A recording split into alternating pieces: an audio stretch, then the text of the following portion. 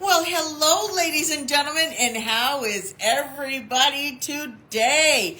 Well, welcome to Center for Practical Spirituality, and we are getting ready just to celebrate. Go, Spurs, go! We're going to be doing our, they're going to the, what are they going to? What are they doing now? It's finals or, okay, what are they doing? They have to play the Oklahoma Thunder. Okay, so they have to play the Oklahoma Thunder. I'm going to tell you guys, I am a 100% Spurs fan, but I do not watch the games. No, I do not.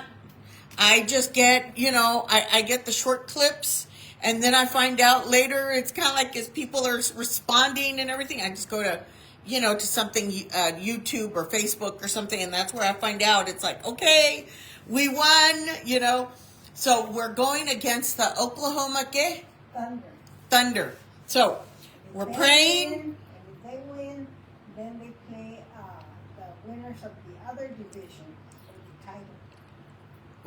We still have some more to go. Yeah. Okay, what can I tell you? We're going to be praying, okay? We're praying, we're stating, we're claiming, we're proclaiming, and we know that, this team is phenomenal. What can I tell you? It's like, so I know that we're going to win. Period. Yeah, that's it. We're winners. What can I say? So let's go ahead and start with our statement of being. And by the way, I did go and get some conchas. And also the donuts that look like the spur. And I got the conchas as well. And so you have to go to, I think it's 8030 South Zamora Street. That's one of the places that has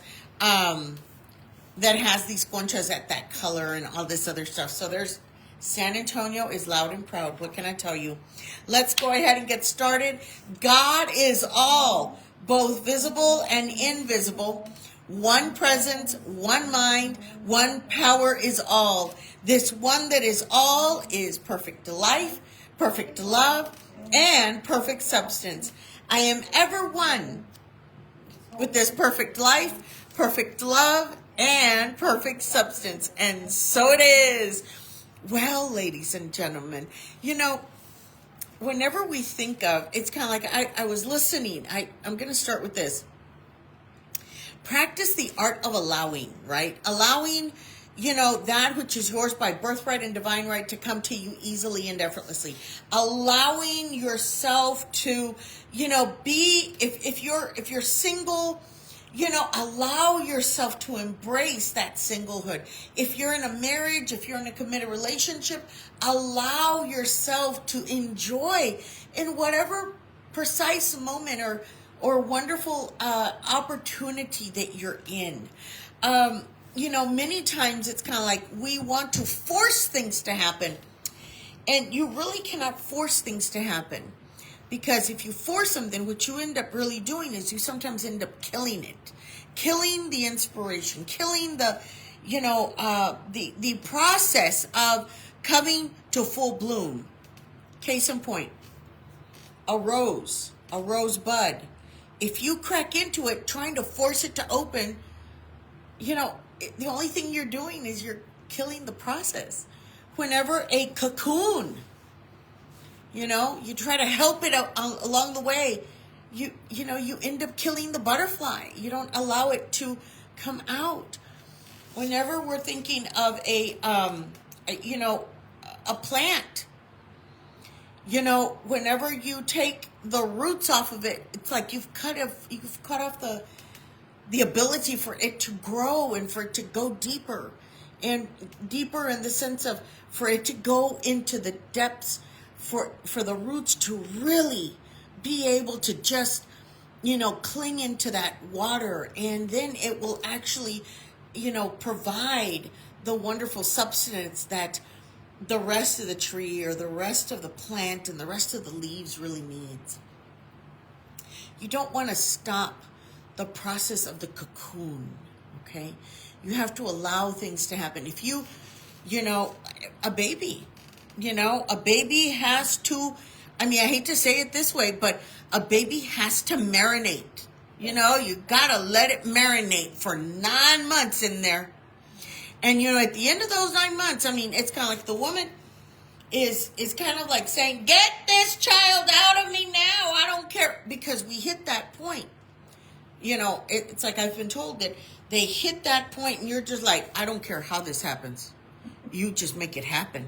And then all of a sudden it's kind of like, so, you know, we're so excited. And then you hit that point of like, let's get it done.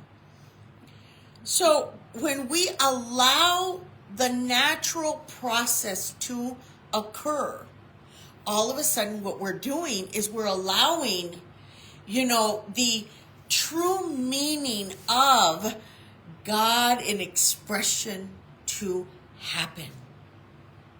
What can I tell you? Okay, so let's go ahead and get into today's wonderful Uplifting the Soul.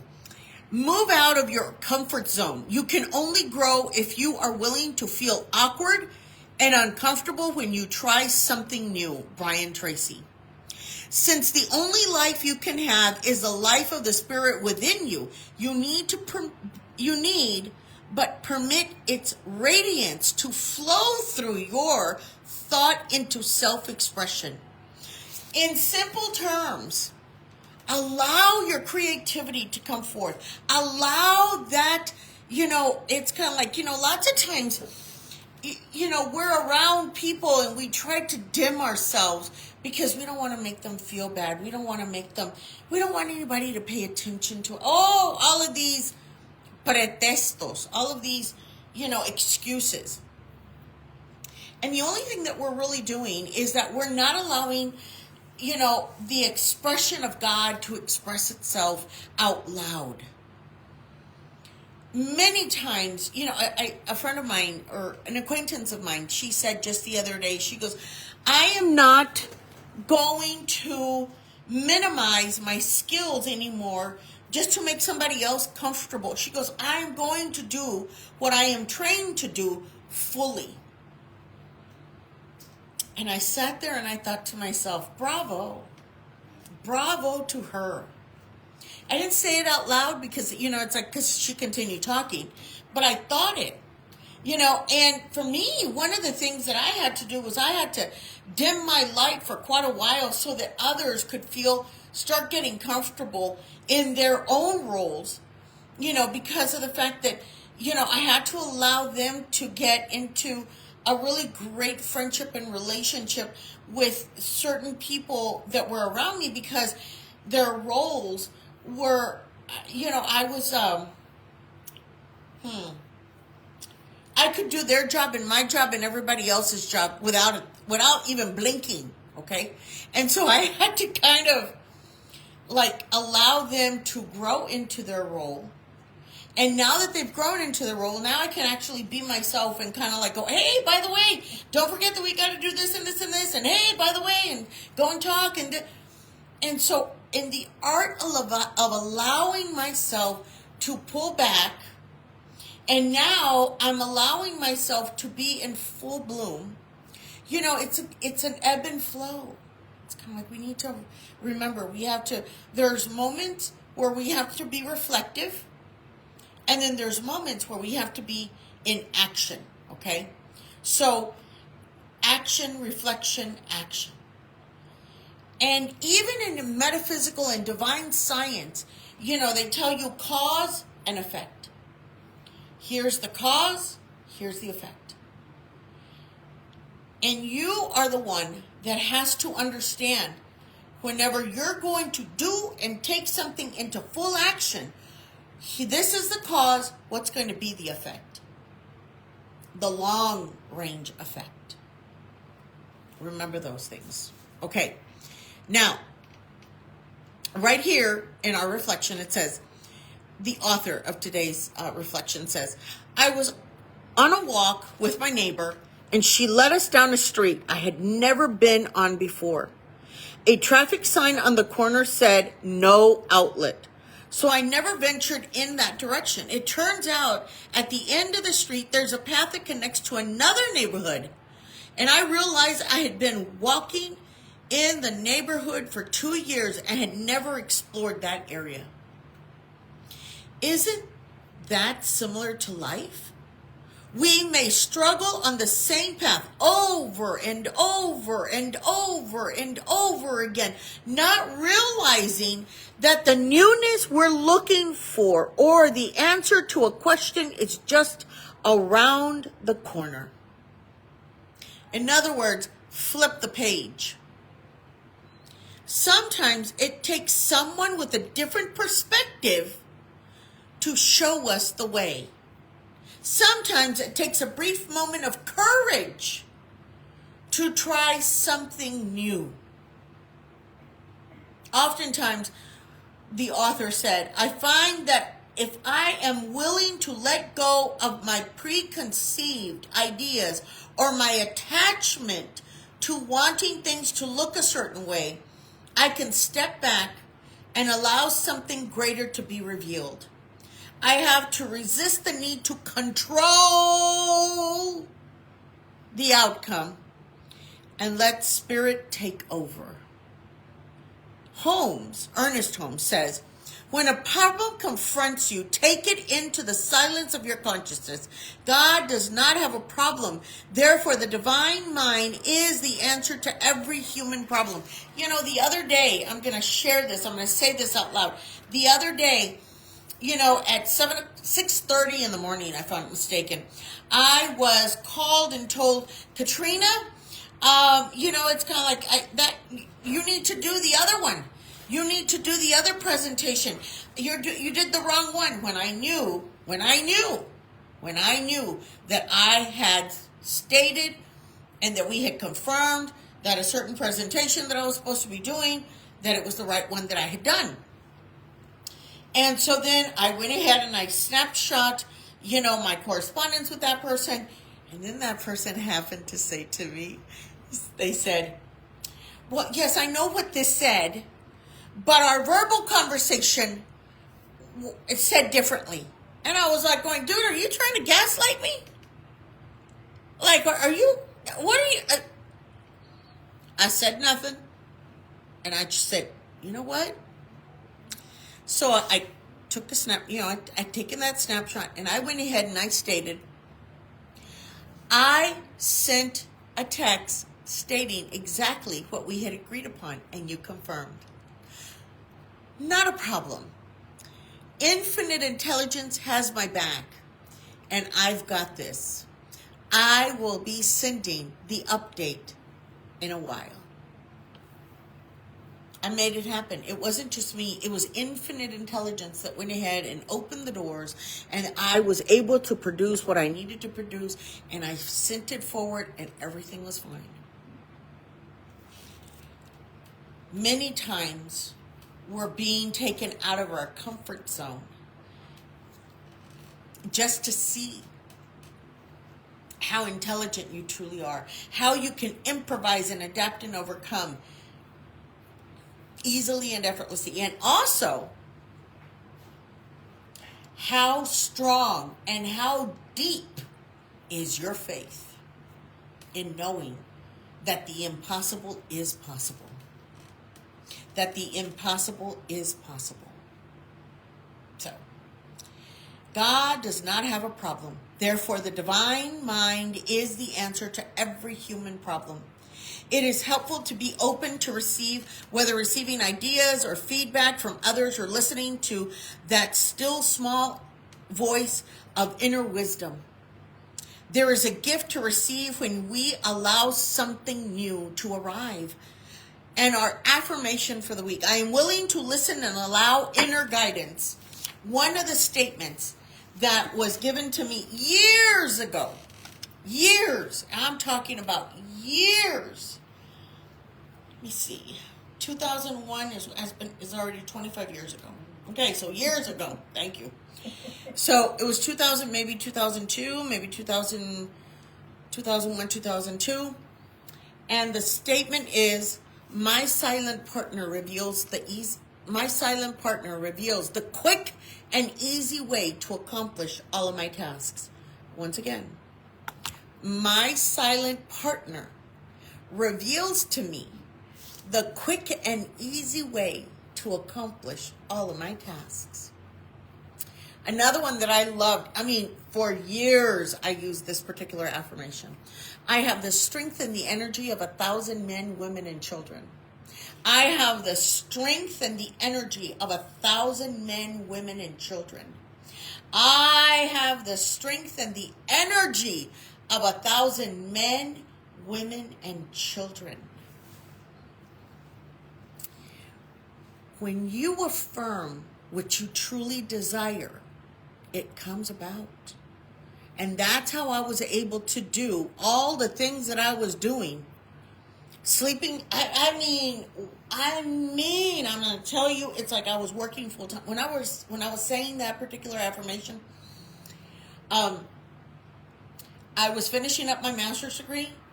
I was opening up Center for Practical Spirituality with the other ladies. We were running it. I was working a full-time job, and I had about 50 patients. I was, studying, taking her, it was a lot. But my affirmation was, I have the strength and the energy of 1,000 men, women, and children. The other one, so this is the third one that I'm going to give you. And for some reason or another, I'm giving you these little tidbits. And so the other one is, and this I learned from a man named James Arthur Ray. And I'd gone to his conference, and so this conference, they went ahead and they stated, one of the things that he said was that you can take quick naps, right?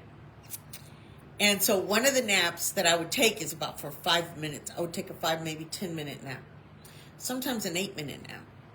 And what I would state, because he said, goes, this is a trick. For every minute that I sleep, it's equivalent to an hour. For every minute that I sleep, it's equivalent to an hour's rest. And I'm rejuvenated, replenished, and rejuvenated, and renewed easily and effortlessly. So you have to remember that for every minute, it's equivalent to an hour of sleep. Equivalent to an hour of sleep. So whenever I would, if I was going to, wherever I was at, I would pull over and I would do maybe 5 minutes or 7 minutes or maybe even 10 minutes. And I would be, my necklace just came off. Anyways, so I would be asleep. Oh my God, thank goodness it just comes on. Anyways, hold on, let me see. Okay, no, it's good. So, as I was, like this, right? And all of a sudden, it's kind of like as I'm sitting there, hi, my love. So I'm sitting there and I'm saying, for every minute that I'm asleep, it's equivalent to an hour. For every minute I'm replenished, rejuvenated, and renewed. For every minute that I sleep, it is equivalent to an hour. For every minute that I sleep, it is equivalent to an hour. And by the time I knew it, I would put on a certain, song to help me be able to just completely relax and just... Whenever I would wake up, after 5 minutes or 10 minutes or whatever, it was like I was on my, not just second wind, it'd be my third wind. And I would be like, okay, fired up and ready to go. I'm telling you, and it was like I catapulted into my next, whatever else I had to do. I'm sharing these with you because this is how we bend time, how we bend our reality, how we bend what we're seeing. It is all a perception. The man named Jesus Christ said, "You will do greater than I." And it came to me this morning as I was preaching and teaching, to my patients, and I was telling them, I said, why is it that Jesus said that to us? You will do greater than I. It's kind of like, what? why was he so confident with that? I mean, he really it's like, you will do greater than I. And I was like sitting back and I was like going, why would he say? And it came to me. And what came to me is that he had given us, okay, he knew what he was doing. He gave us, you know, oh gosh, what do we call it? The written manuscript, the instruction manual. That's the word that I was looking for. The instruction manual for life. He is our greatest metaphysician, ladies and gentlemen. And he shows us, he speaks to us, he gives us, you know, the way, the truth, and the light. He is the way, the truth, and the light. To what? To God. What is God? God is infinite intelligence. God is divine mind. God is, you know, all that is. And I'm gonna read. Oh, I've got to put these on. Hold on. I'm gonna read something because right now it's coming to mind that I am needing to share this one with you, and it's in reference to. Let me just get to it. Can I send you something? Because some people, like they feel they don't deserve, or they, and you know, nice things or big things, or they put themselves down. They're not worthy. Right. So, you know, one of the things that Mary Jane was saying right now is that many people, and this has been a programming here. Yeah. Oh, did you send it? Okay. Many people have, you know, it took in 2001, whenever I was taking, I mean, all my classes and I was doing the other classes and everything else, one of the things that I realized is that, you know, I am in the likeness and the image of God. And so the limitation comes from the programming that we have been programmed, okay? And how we've been programmed is to say, oh, no, you're not worthy. You know, you're still a sinner. You're this. To sin means you missed the mark, okay? That's what it means. And then, you know, thank you, Mother. Thank you. Missing the mark. But I'm going to share this. Jesus gave us the instruction manual. And I want for us to remember that we are in the likeness and the image of God, okay? And what God is, and this is what we are, infinite intelligence, divine mind, we are God in action. In quantum physics, it says, what is God? Okay? You ask a theologian, and you ask them, what created the universe? And they will say, what? God. What is God? Describe God. It always was and always has been, never been, can be created or destroyed. Always that ever was, always will be. Always moving into form, through form, and out of form. You ask a physicist, which is from a scientific perspective, and Jesus Christ was our greatest metaphysician, and in a physicist perspective, you know, what created the world and the universe? And they'll tell you energy. What is energy? Can never be created or destroyed. It always was and always has been. Everything that has ever existed always exists. It's moving into form, through form, and out of form. When Jesus was here on this earth and he said to us, through scripture, you know, that we were to do greater than him.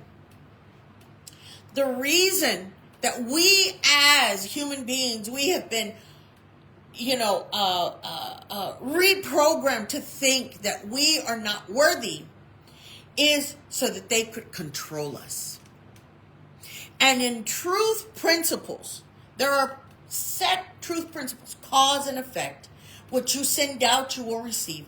If you continue to focus on not being good enough and all of those things, then what you're practicing, the art of practicing, of allowing, what you're allowing into your world is the sloppy seconds instead of asking for what you truly desire.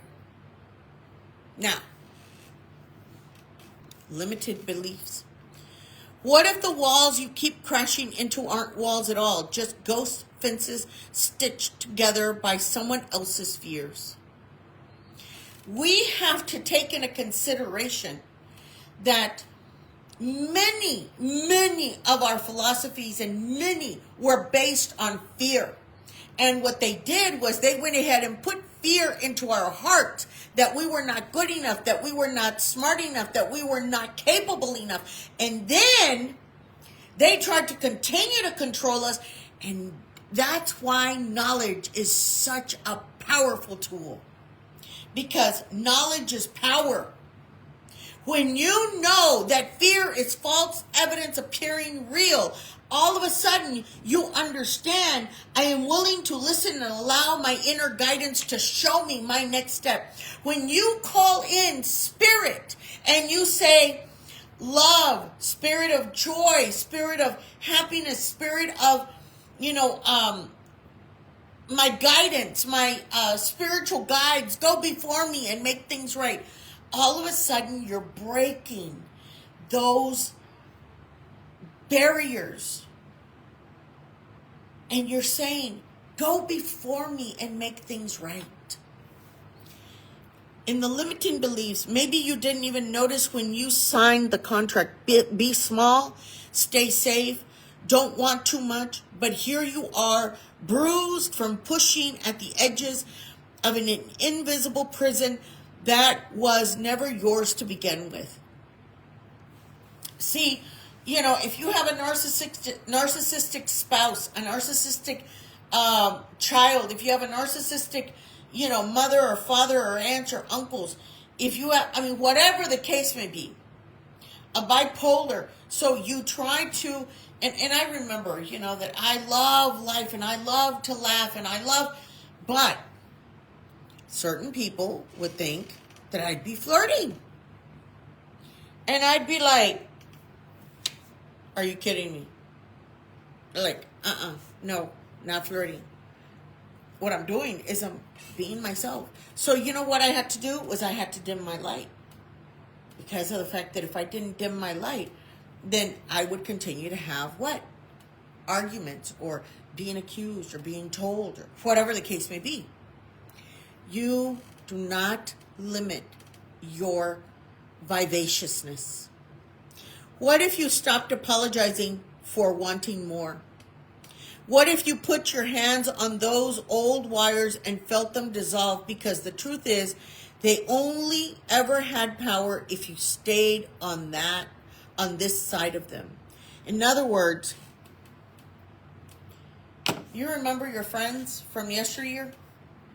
You remember those that would tell you it's kind of like, oh, but you can't. Oh, I remember. Oh, I remember when I was a young girl. I guess I was 15 or 16. No, 16 or 17. I was about 16 years old. And I remember that I had mentioned to someone that I was going to apply to become the drum major.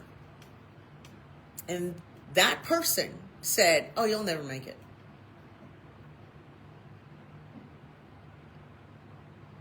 And that was family, by the way.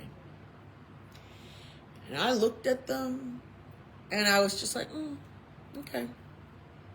Not only did I make it, but we went to state that year. The first year that I went and that I became the drum major. And we won state for the first time ever. So not only did I become the drum major with my co-drum major, but I also was a part of the elite group that went to state and won state. Number 1 for 3A. And I go back to that moment in time, and I remember once they found out that I had won, that I was going to become that drum major, the principal who lived across the street, he was like, oh, thank God. But I'm going to tell you, and then the other neighbor was like, oh, praise the Lord. I think my parents were the happiest because they didn't have to hear me continue to go, tweet, tweet.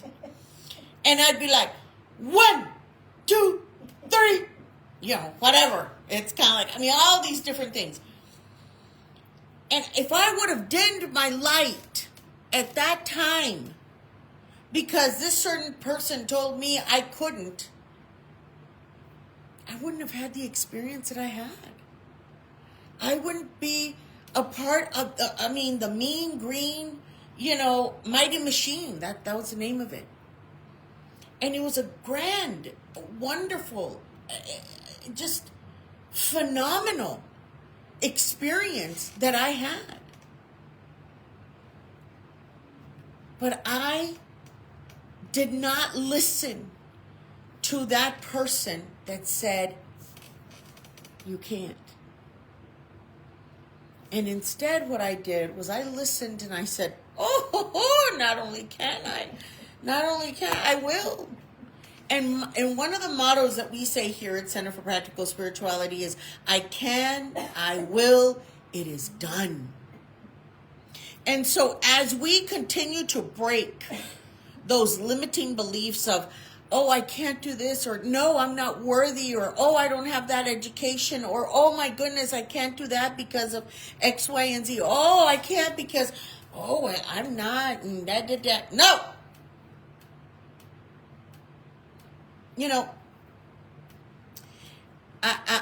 You have to keep your eye on the goal. And, I kept an eye on the goal for certain things whenever I was younger, and my dad would tell me, hijo de la patada, eres como un fregador. And I'd be like, You know what a fregador is? It's that dishcloth that you use to to clean and to wipe off stuff. Yeah? It's he'd be like, man, eres como un fregador. Tight. My dad would he'd be like, oh my God, here, go. I wanted to go to, practicing the art of allowing yourself to get out of the comfort zone.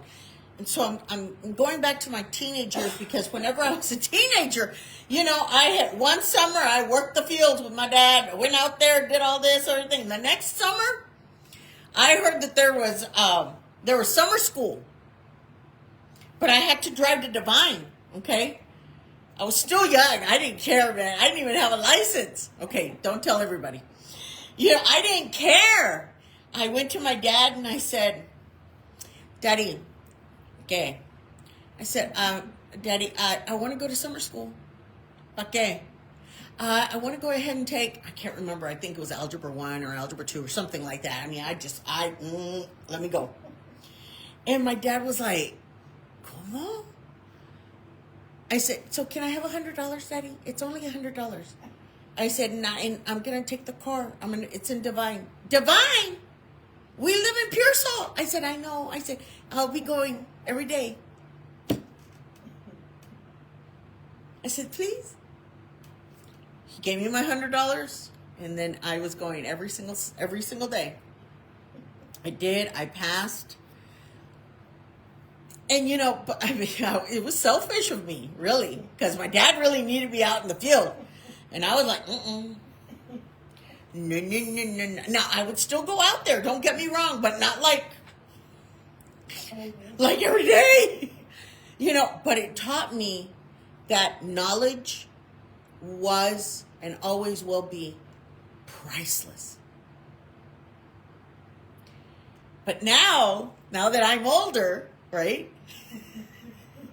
And my dad used to take me out, to the field, and he would take me out so we could build a fence, and then he would take me so I could paint, and he would take me so I could, all these different things, and I could change the tire, and check the oil, check the transmission, all of these different things. And then my mommy made sure that I looked pretty all the time, okay? But in doing those things, now as an adult, people ask me and say, oh, Katrina, so, would you like to play a word game? Would you like to play it's called Uno? And I was like, Uno? No. And so I had to tell a friend, I said, he's a coworker, and I said, I never played games. I said, the most that I ever played was checkers. And he goes, what? I said, yeah. I said, if I was doing anything, I said it was outside. I said, doing something outside. And he goes, and therefore that's why you have your plants and your atrium and your painting and your digging and you're actually putting, and so I had one of my patients.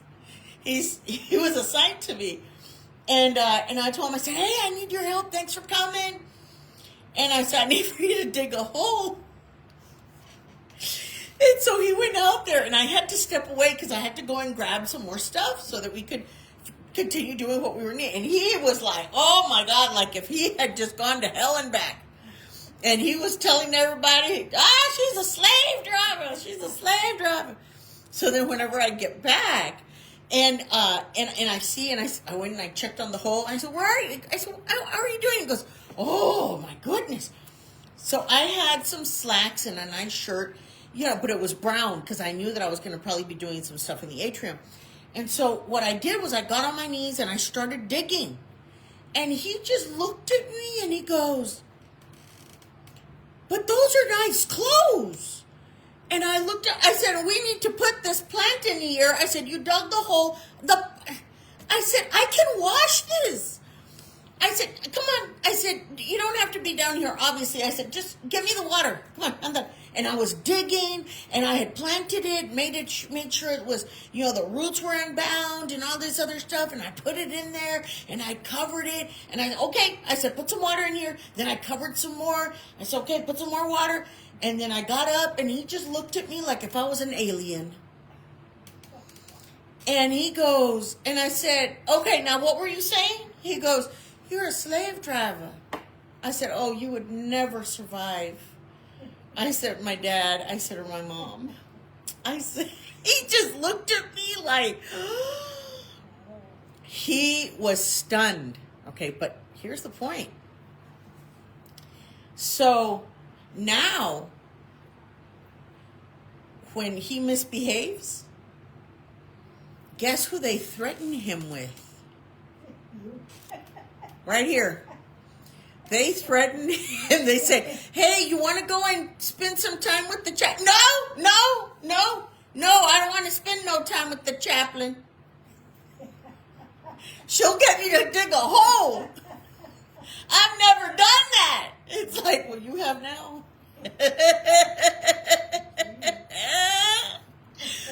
Ladies and gentlemen, knowledge is power. And what I went ahead and I educated this young man with was to get out of his comfort zone. And I also taught him, it's kind of like, if you see me, he saw me as a person, a professional, a person that was wearing, a business, I had tennis shoes on, by the way. And of course, nice slacks and nice shirt, and I put on the gloves and it's hot like nobody's business. But you know what? I didn't care. Because I was planting a beautiful butterfly plant that was going to be attracting butterflies in the very near future. And I'm thinking about the beauty and, and giving life to something. Practice the art of allowing yourself to get out of your comfort zone. And the comfort zone that I was in was to just do it myself, but instead I asked the patient to get out of his comfort zone. And he respects me. He respects me. Because I reminded him, not only can we do this, we will do this, and now it is done. And now I tell him, it's like, you remember? You're the reason that beautiful plant is right there. And he goes, yeah, you're still a slave driver. He has never taken me. I told him, I said, at least you didn't come home. I said, and help me. I said, my house. I said, because I went ahead and I dug. I said, another 6 holes here and another 3 holes someplace else. And he goes, He goes, no, I'll stay over here. To see him, now that he sees me on a daily basis and every time that I see him, this particular person understands that I am built differently. And now, instead of him being afraid of that, he sees me and he respects the differences. But I also respect him because he was courageous enough to say, I don't know how to do this. And I told him, I said, then we'll do it together. See, to teach others how to fish, you give them the fishing line, the pole and everything else, so that they can learn how to feed themselves. That is what Jesus did for us. He gave us the instructions, He gave us and he said, you will do greater than I, because he gave us the instruction manual. How deep are your roots in your faith of love, joy, peace, perfect divine health? That when the storm comes and is in front of you, you kneel or you just kind of say, peace, be still. And oh, that's right. I am going to ask for joy, the spirit of joy, to go before me and make things right. Or I'm asking the spirit of infinite intelligence to go before me and make things right. Or I'm asking the spirit or, the guidance and the guides to go before me to make things right. Or I'm asking the spirit of justice to go before me and make things right. I am asking love to go before me and to make things right. When you allow yourself to get out of your comfort zone, when you allow yourself to understand that you are worthy of the very best, all of a sudden you understand that you deserve to be eating whatever it is that you deserve to be eating. That, it's kind of like, okay, so flowers are now maybe $600 or $800, but you're worthy of those flowers.